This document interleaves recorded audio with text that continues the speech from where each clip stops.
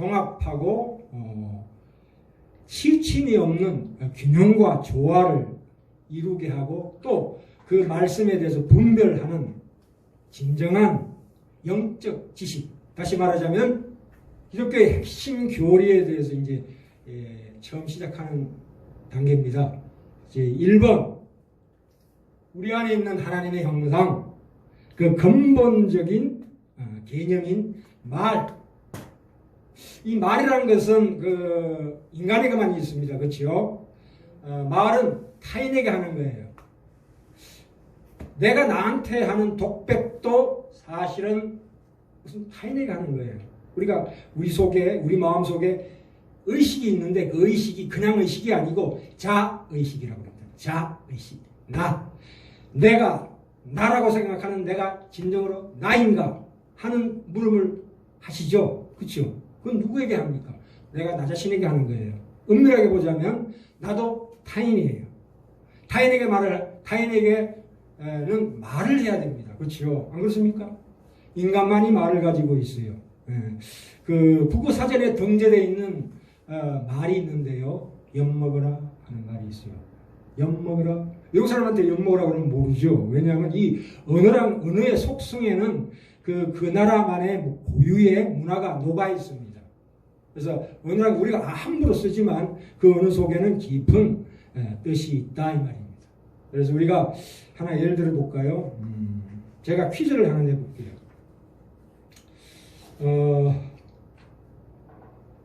퀴즈입니다. 한국의 토속 음식입니다.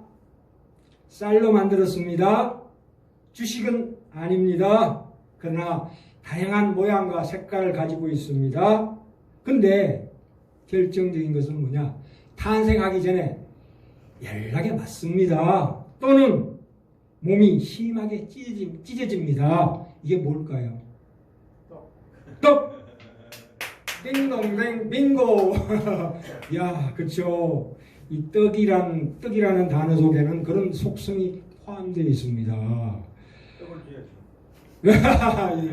우리가 다 한 떡에 참여한 자가 아니냐 했을 때 바로 그 떡이라는 그 속성이 이 안에 내포되어 있어요. 그쵸? 예.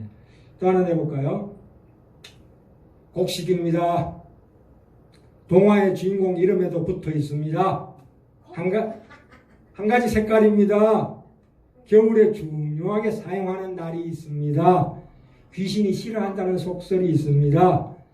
떡에 쓰일 때는 겉에 붙어 있고 빵에 쓰일 때는 안에 들어갑니다. 뭘까요? 다십니다. 띵동. 예, 이렇게 언어란 것이 이렇게 참 희한합니다. 저는 이 우리나라 말 중에 제일 좋아하는 문장이 하나 있어요. 성잠결의 객지에서 듣는 기적소리. 요즘 기적소리 못 듣죠. 저는 어릴 때 기적소리 많이 들었습니다. 기차 끌려 고막살이. 잠자다가 잠결에 기적소리가 딱 울리면 갑자기 눈을 번쩍 떠가지고 옆에를 더듬습니다. 그럼 엄마가 없잖아요. 그럼 그렇게 통곡했어요. 이 기적소리라는 것은 고향을 향하여 떠나는 기적소리 속에 엄마 품을 그리워하는 인간의 깊은 모종이 숨어 있는 거예요. 그렇죠? 또 하나 좋아하는 문장이 있습니다.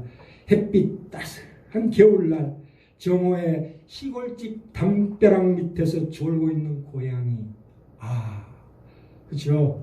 상상만 해도 너무 마음이 편안해집니다. 그렇죠? 언어라는 것은 이렇게 위대합니다. 참 인간 안에 있는 하나님의 형상 중에 가장 중요한 게 우리에게 언어를 주셨다는 거예요. 말이라는 거예요. 그죠? 자, 창세기를 한번 넘어가 볼까요? 창세기 제일 앞에 있습니다. 창세기 1장으로 갑니다. 성경책 제일 앞쪽에 남아 있습니다. 저 뒤쪽으로 가시면 안 돼요. 제일 앞쪽에 1장입니다. 창세기 1장. 예. 26절, 27절입니다. 26절, 27절입니다. 26절, 27절. 피셨습니까? 예, 하나님이 가라사대, 하나님이 말씀을 하셨대요. 우리의 형상을 따라, 우리의 모양대로 우리가 사람을 만들고, 하나님 뭐라고 그러셨어요? 우리의 형상을 따라 우리의 모양대로 우리가 사람을 만들고래요. 우리라니. 이게 삼위일체 기독교에서 가장 중요한 삼위일체 교리예요. 다시 한번 반복합니다. 이 너무 중요하기 때문에 하나님은 몇 분이십니까? 한 분이십니다. 어디 가서 누가 묻거든 하나님은 한 분이시라고 말씀하셔야 돼요. 주님은 몇 분이십니까? 어디 가서 묻거든 한 분이라고 말씀하셔야 돼요. 그러나 우리가 천국 가면 하나님 몇 분이실까요? 세 분이 계세요. 그렇죠? 하나님 계시고 우편에 예수님 계시고 성령님도 계십니다. 그렇죠? 물론 성령 우리 안에 계시지만 이 구원을 위한 경륜적 삼위일체라고 합니다. 구원을 위해서는 세 분의 하나님이 계신다. 그렇죠? 참으로 이것은 어디 가서 우리가 세 명의 하나님이 있다고 말해서는 절대로 안 됩니다. 그렇죠? 반드시 하나님은 한 분이시다. 주님은 한 분이시다. 이렇게 말씀하셔야 돼요. 그러나 경륜적으로는 삼위일체가 계십니다. 그래서 이것은 참으로 시원하고 영원한 신비입니다. 우리 마음에 속 시원하게 풀어줄 수 없습니다. 삼위일체 교리는 이걸로 이 정의로 이상의 정의를 낼 수가 없습니다. 경륜적 삼위일체란 건 뭡니까? 성부 하나님께서는 천지를 창조하시고 우리를 선택하시고 구원을 계획하시고 결정하신 분 성부 하나님. 성자 예수님은 이 구원을 이루시기 위해서 성부 하나님에 의해서 보내심을 받으셨다. 그게 성육신입니다. 말씀이 육신이 되어 오셨다. 이거예요. 그 다음에 성령님은 뭡니까? 어느 분이십니까? 이 구원을 적용하시기 위해서 예수님이 이루신 그 구원을 그걸 우리 삶 속에서 적용하시기 위해서 어디에 오셨다고요? 성부와 성자에 의해서 보냄을 받으셨다. 어디로? 우리 속으로. 그렇죠. 이 삼위일체 교리 확실하게 머릿속에 넣어 두시기 바랍니다. 그렇죠? 이 창세기 5장 가볼까요? 5장 1절. 5장 1절입니다. 1절하고 3절입니다. 5장 1절에 자 보세요. 이제 아담이 나옵니다. 첫사람 아담이 나오는데 1절 5장 1절이요. 네, 비셨습니까? 아담 자손의 계보가 이러하니라. 하나님이 사람을 창조하실 때에 하나님의 형상대로 지으시되 그렇죠. 하나님의 형상대로 지으셨습니다. 근데 3절에 보니까 5절이 아니고 3절에 보니까 아담이 130세에 자기 모양 곧 자기 형상과 같은 아들을 낳아 이름을 셋이라 하였고라고 나옵니다. 여기도 또 형상이 나오죠. 여기는 하나님의 형상이라 누구의 형상이요? 아담의 형상입니다.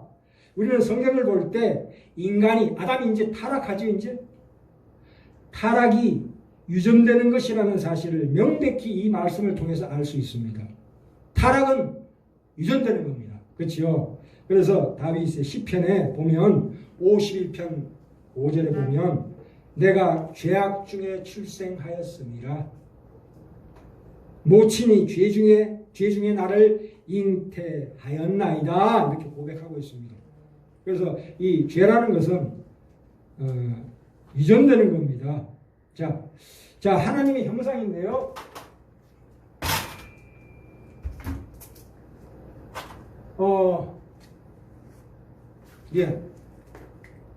이것을 이제 서신서에는 어떻게 말씀하냐면 에베소서 4장 24절에 하나님을 따라 의와 진리의 거룩함으로 지으심을 받은 새 사람을 입어라. 새 사람을 입어라. 또 골로새서 3장 10절에서는 하나님을 따라 의와 진리의 거룩함으로 지으심을 받은 새 사람을 입어라. 새 사람을 입었으니 이는 자기를 창조하신 자의 형상을 조차 지식에까지 새롭게 하심을 받는 자니라. 그렇죠? 지금 우리가 배우고 있는 이 교리는 새로운 지식입니다. 영혼의 지식입니다. 그렇죠? 하나님께서는 인간 안에 있는 우리 안에 있는 하나님의 형상에 대해서 잘 살펴보라고 요구하십니다. 그걸 알아야 합니다. 이 핵심 교리를. 이것은 참으로 귀한 겁니다. 근데 하나님의 형상이라는 건 뭐냐? 하나님의 계시가 우리 속에 들어올 수 있는 접점, 말하자면 point of contact라고 해서 하나님과 우리가 만날 수 있는 포인트가 있다 이거예요. 그게 형상이에요. 그렇죠? 그러니까 그게 뭐냐면 쉽게 얘기하자면 구원을 받을 수 있는 하나님의 계시. 하나님의 계시라는 것은 하나님이 스스로를 드러내시고 나타내신다는 뜻이에요. 하나님 우리에게 오신다 이거예요. 오셨을 때 우리 속에 하나님과 우리가 만날 수 있는 접점이 있다. 그 포인트가 있다 이 말입니다. 그게 형상이에요. 근데 오늘날 세상의 가장 큰 문제는 인간이 자신이 누구인지 자신이 무엇인지를 알지 못하는 겁니다. 그렇죠? 그래서 진화론이라는 것은 인간에 대한 완벽한 모독입니다. 모욕입니다. 인간에 대해서. 진화론이라는 것은. 그렇죠? 하나님의 마음과 생각에 있어서 인간은 참으로 위대하고 훌륭하고 영광스럽습니다. 인간을 정의하자면 참으로 인간은 위대하고 훌륭하고 영광스러운 존재입니다. 그렇죠? 이 하나님의 형상을 우리가 봤습니다. 그건 뭐와 같냐 하면 예수 그리스도는 태양에 비유됩니다. 해. 이 성경에 보시면 태양에 대해서 굉장히 많이 나오는데 태양을 예수님으로 비유하는 곳이 굉장히 많아요. 예수님은 스스로 빛을 발하는 발광체예요. 근데 우리는 뭘로 비유합니까? 쉽게 하자면 우리 교회. 교회라는 것은 달로 비유됩니다. 달은 발광체일까요? 반사체일까요? 반사체입니다. 예수 그리스도의 형상의 빛이 우리한테 왔을 때 그것이 거울에 비친 내 모습을 보는 것처럼 반영시키는 반사체예요. 그래서 우리가 하나님을 우리로 보고 경배하면 할수록 내 속에서 하나님의 형상이 영광스럽게 나타납니다. 그렇죠? 당연한 거 아니겠어요? 빛을 비췄을 때 그 빛을 비친 그게 강렬하면 강렬할수록 반사체는 더욱더 빛나는 거예요. 거울에 우리 자신을 보는 것처럼. 그렇죠? 그래서 고린도후서 3장 18절에 우리가 다 수건을 벗은 얼굴로 거울을 보는 것 같이 주의 영광을 보매 언제?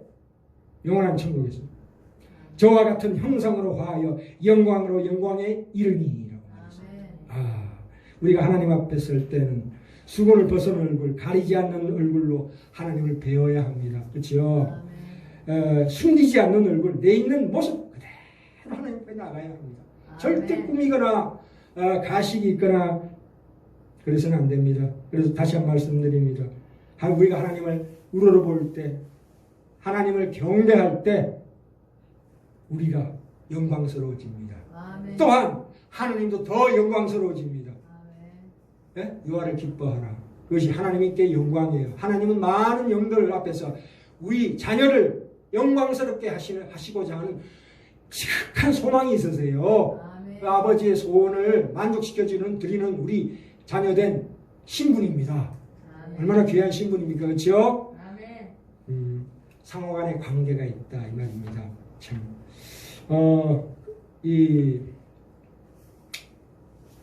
근데 인간이 타락했을 때 과연 하나님의 형상 중에 무엇을 잃었을까요?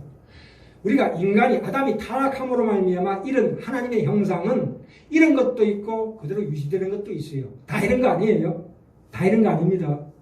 잃지 않은 것이 있습니다. 자, 이런 것은 다음 시간에 말씀드리기로 하고요. 아직 우리 속에 있는 하나님의 형상에 대해서 말씀드립니다.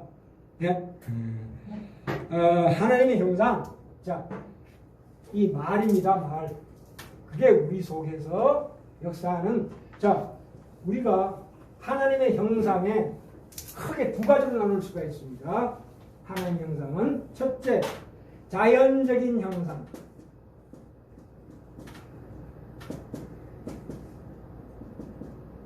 그 다음에 영적인 형상이 있습니다.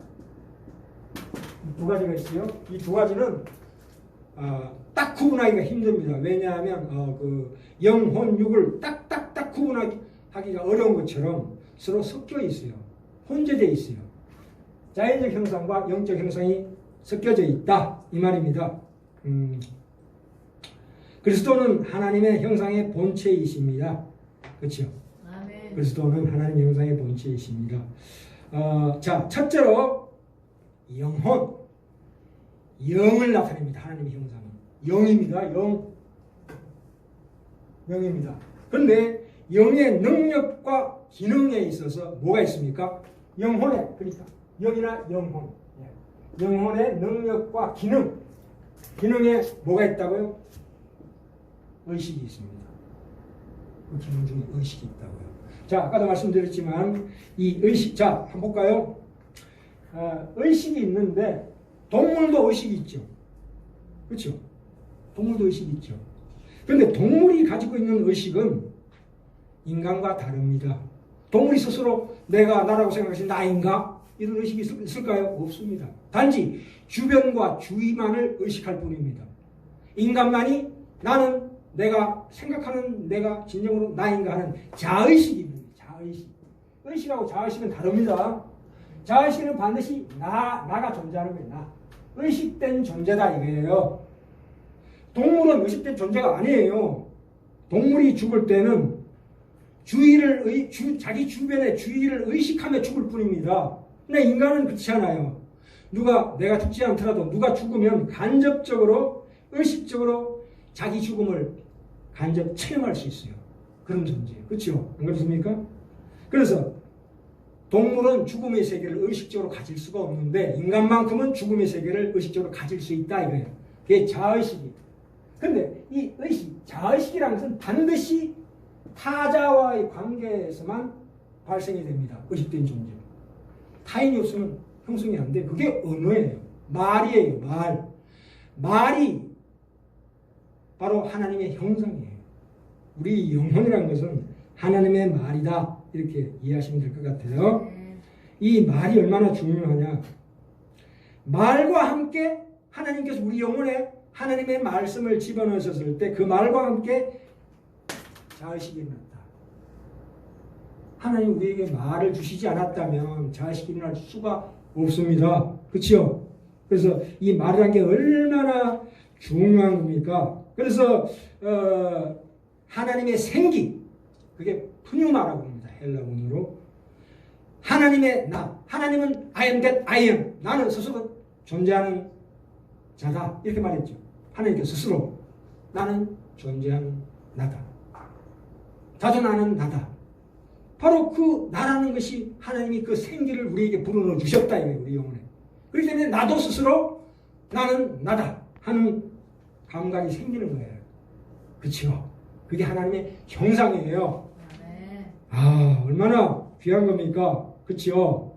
참 우리 영혼 안에 말이 주어졌기 때문입니다. 말을 가졌기 때문에 말할 수 있고 그로 인해 내게 정신이 파생됐다고 보시면 돼요. 인간의 정신이라는 것은 말에 의해서 하나님의 말씀에서 생겨났다 이 말입니다. 언어는 내가 아까도 말씀드렸지만 내가 너에게 하는 행위입니다. 너가 없다면 말이란 게 필요치가 않습니다. 그렇죠? 그래서 우리는 언어란 것은 사실 언어란 것은 인간이 창조했지만 이 창조가 가능하기 위해서는 말이 이미 영혼 속에 하나님에 의해서 우리 안에 주어졌기 때문입니다. 그래서 이 언어란 것은 굉장히 중요합니다. 자, 그래서 이 영이라는 것은 눈에 보이지가 않습니다. 내가 상대방하고 얘기할 때 그 사람의 영혼이 보입니까? 안 보입니다. 그 사람의 인격이 보입니까? 안 보입니다. 하나님도 볼 수가 없는 존재지만 우리의 영혼도 우리 스스로도 볼 수 없을 뿐더러 상대방도 볼 수가 없다 이겁니다. 그렇죠? 이게 참으로 귀한 하나님이 주신 우리의 하나님의 형상입니다. 그런데 희한한 게, 자 보세요. 인간은 스스로 자기 자신을 분석할 수 있습니다. 네, 그렇죠? 그걸 자아라고 합니다. 자아. 자기 자신을 스스로 분석하고 스스로 뭔가 판단을 내릴 수 있는 존재입니다. 이건 사실은 이게 했는데도 불구하고 이게 있어요. 이게 하나님의 형상입니다. 다시 한번 나의 자아, 나는 나다 라는 자의식이라는 것은 타락했는데도 불구하고 남아있어요. 그게 하나님의 형상이에요. 그래서 인간은 끊임없이 남에게 인정받으려고 하는 자기 본의가 나오는 거죠. 그게 자기 잘난 맛에 산다 이거죠. 끊임없이 타인에게 인정받고자 하는 그 본성이 깊이 뿌리박고 있다는 거죠. 그건 없앨 수가 없어요. 아무리 없애려고 해도 없앨 수 없는 하나님의 형상입니다. 자, 그런데 이것이 결국 어디로 갑니까? 타락의 결과로 끊임없는 멸망으로 가는 거예요. 우리는 어때요? 하나님 우리에게 중생할 때 새로운 기질을 주셨어요. 새로운 마음을 창조하셨어요. 자, 우리는 다시 예수를 믿고 중생하면은 아담보다 더 위대한 존재입니다. 왜냐하면 아담이 가지지 못했던 것을 하나 더 가집니다.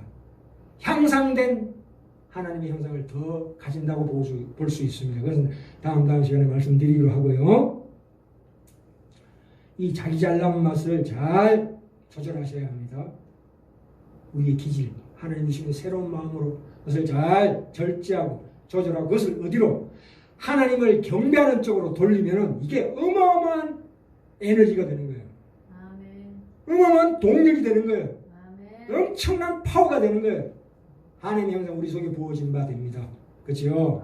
그래서 우리가 항상 신앙생활을 할 때에 우리에게 하나님의 형상이 어떤 것이냐를 뚜렷하게 우리가 알고 우리가 신앙생활을 해야 됩니다. 그렇죠? 참 이 하나님의 형상 자 한번 볼까요? 야고보서 한번 볼까요? 야고보서 3장 그 펴놨습니다. 여기 저 책갈피 꽂아놨습니다. 이 언어라는 것이 얼마나 중요한가? 야고보서 3장입니다. 372쪽. 372쪽. 372쪽이요. 3장 1절입니다. 제가 10절까지 읽겠습니다. 잘 보셔요. 자, 3장 1절. 피셨습니까? 피셨습니까? 예. 3장 1절부터 제가 읽겠습니다. 잘 들여다보세요. 내 형제들아 너희는 선생된 우리가 더 큰 심판받을 줄을 알고 많이 선생이 되지 말라.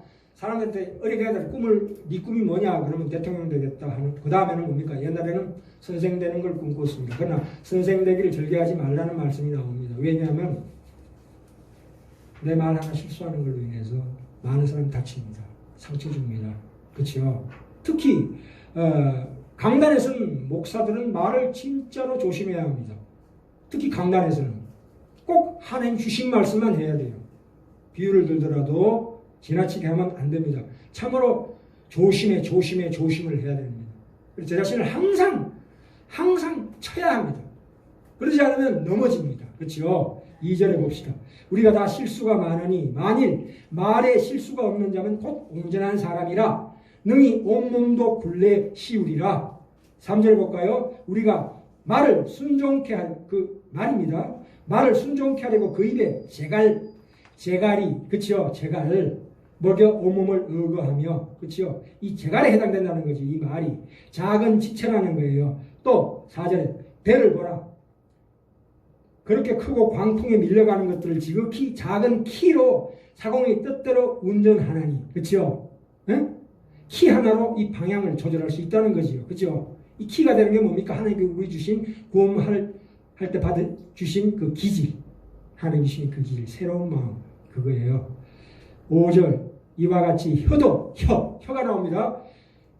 혀도 작은 지체로 돼 큰 것을 자랑하도다. 보라 어떻게 작은 불이 어떻게 많은 나무를 태우는가. 혀는 6절 곧 불이요 불이 세계라. 혀는 우리 지체 중에서 온몸을 더럽히고 생의 바퀴를 불살라니 그 사는 것이 지옥불에서 나느니라. 이야, 우리가 마음속으로 입으로 하나님의 말씀을 상고하는 그것이 바로 하나님 안에 사는 거지요. 그죠? 우리의 언어란 것은 이렇게 중요합니다. 7절 여러 종류의 짐승과 새며 벌레와 해물은 다 길들일 수 있습니다. 사람에게 의해서 길들이거니와 8절 혀는 능히 길들일 사람이 없나니 쉬지 아니하는 악이요 죽이는 독이 가득한 것이라. 이것으로 자 9절 10절이 정말 중요합니다. 이것으로 우리가 주 하나님을 찬송하고 이게 새 사람입니다. 또 이것으로 하나님의 형상대로 지음을 받은 사람을 뭐라고? 이건 잘못된 거네.